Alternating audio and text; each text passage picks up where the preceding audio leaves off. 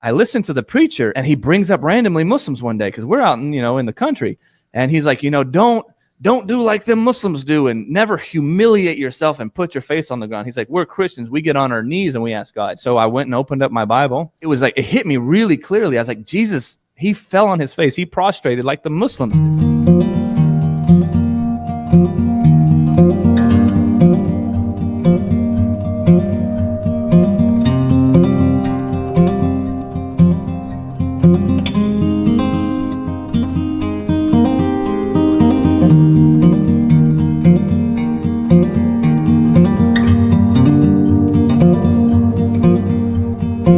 Whenever I got out of high school, I was exposed to different aspects of, without going into it too much, the truth movement, right? And I'm sure you're familiar with it.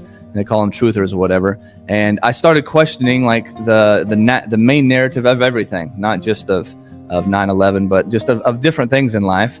And I started reading through the Bible over and over again and going through a lot of things. And a lot of things started not making sense once I started looking at it critically. And so it wasn't until years later till things happened. But at this point in life, when I was 18 and I started getting in trouble with my alcoholism, we'll just say I gotten in trouble a few more times and had some issues with my drinking. My parents, my dad, I remember one time he came to me, and this was in 2013, and he told me, Brandon, he's like, we love you. You're a great person to be around. We love being around you. But when you drink, he said, you're a miserable person. No one wants to be around you. He said, you're a different person, man.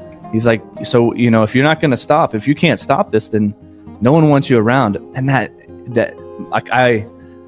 something hit me so all the way to my soul. And I'd realized that this was, I couldn't go on anymore if I was going to have meaningful relationships with those who mattered to me. And I got to this point. I was with one of my friends one night, and we were going out and we were talking about, what we're going to do when we're 40. We're like, okay, what are we going to do when we're 40? We're going to save up to where we can have a yacht and we can be going traveling on our yachts around the world. And we're going to start up businesses together besides our, 9 to 5 or 8 to 5 jobs that we had. And I stood there and I told him, I was like, man, we do the same thing every week. We go to work, then we wait for the weekend. We can't wait till the weekend comes. And I come down here to come meet you guys because they lived, 45 minutes to an hour away from me. And I drive down here with you guys, and then we go drink for 2 nights. I feel really bad about myself. There's no purpose in any of this. It's just day in, day out. There's nothing that I feel fulfilled with. I had this complete emptiness with it. And I told him, I said, there's got to be another way, and I'm going to have to find out what it is. And I promised myself that until the day that I died, I was going to be someone who sought the truth, no matter what, no matter if it changed the way that people looked at me, if I was going to, go against all, whatever, I was going to seek the truth no matter what. And so I kind of made that promise to myself and to God that when I was 18, I said, God, I'm going to seek you in whatever religion that you're in, or if and it was pretty soon after this where, one day I'd finally had enough. So I went and opened up my Bible. And it was in the morning. I was sober that morning. I hadn't been drinking or nothing yet.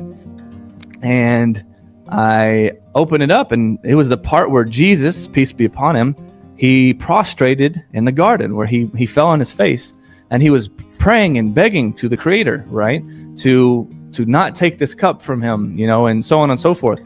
And I told myself, I said, you know what?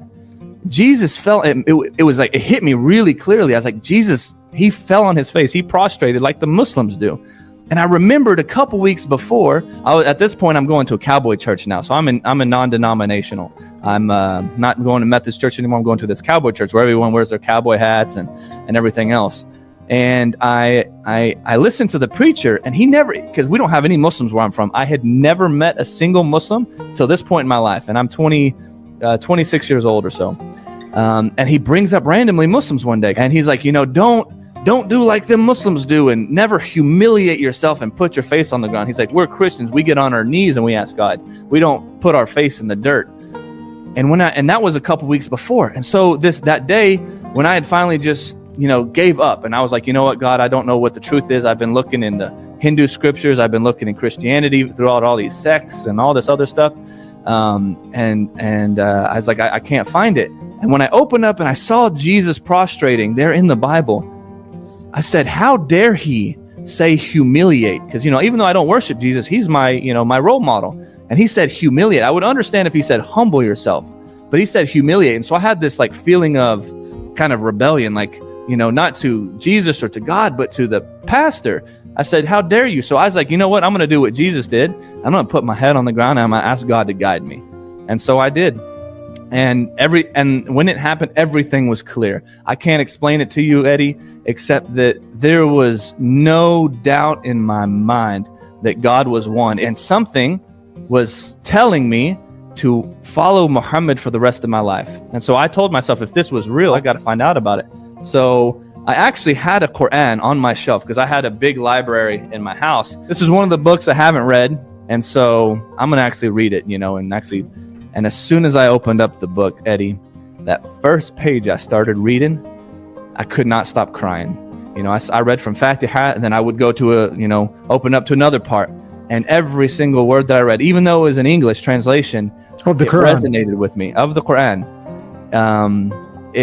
I couldn't stop. It was like a hunger. It was insatiable. I kept reading and reading. Then I would go online and watch YouTube videos. Like, what is this that I found? I cannot believe this. Who is this Prophet Muhammad sallallahu alaihi wasallam? So I talked to my friend that I knew that was this Palestinian guy. He had actually converted, and it was actually you got to go do this thing called the Shahada, right? The testimony of faith.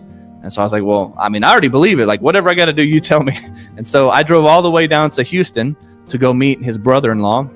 And he's like, well, you have to give Shahada at a masjid on Jummah. So come back on Friday. So I drove all the way back to, Montgomery, back to my home, and waited till Friday. And then I drove an hour and 15 minutes that Friday to go give my Shahada at the masjid.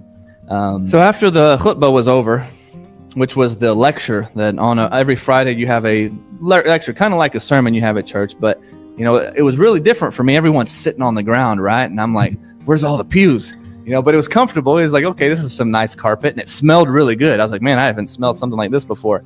And everyone was like so happy and happy to see me. And after it's over, he calls me up. I'm like, oh my gosh, what's going to happen? Even though I was like, God, whatever you want, I'm going to do it. Who called you? Who called you? Kamal? Sheikh Kamal? Yeah, Kamal. He called me up to the front of the masjid because I was sitting, halfway in, and I stand up, and at this point, I still don't know what I'm supposed to say. No one had prepped me on the Shahada, right? I didn't even know the English part of it. I just knew that I believed in God. I believed Muhammad was his messenger, peace be upon him, right? And God was one, and that Jesus was not God, and all this. And so when he calls me up there, he's like, we're gonna, say it in Arabic and in English. Some people do it English and then Arabic, but as soon as the words left my mouth, Eddie, I don't know how to describe it to you. Everything went white. I had this experience that I was just surrounded with light, and it was washing me from the inside out. And the Prophet Muhammad, he talks to us about how whenever a person accepts Islam, that all of their sins are completely forgiven from what they did before.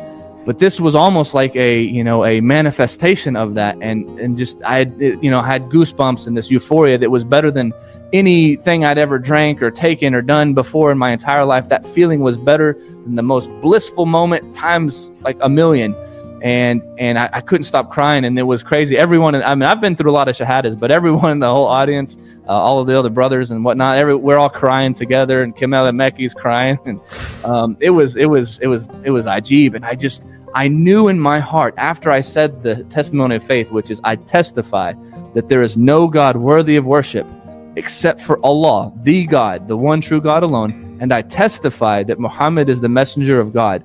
The moment those words came out of my mouth, these words, I knew it. It was like it was written that this was truer than even my own name. If I would have said, I am Brandon, the son of Todd, the son of Alfred, that wasn't even as true as that statement that wow. There is no God but God. There was the ultimate statement I ever made in my life. And so, I live by that statement now.